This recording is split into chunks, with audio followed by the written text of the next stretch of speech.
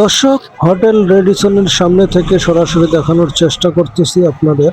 এখানে বিএনপির হাজার হাজার নেতাকর্মী এখানে বসে অপেক্ষা করতেছে। তারা রাত জেগে সারাদিন কাটিয়ে শেষ বেলা পর্যন্ত বসে অপেক্ষা করতেছে এক নজর দেশনায়ক তারেক রহমানকে দেখার জন্য।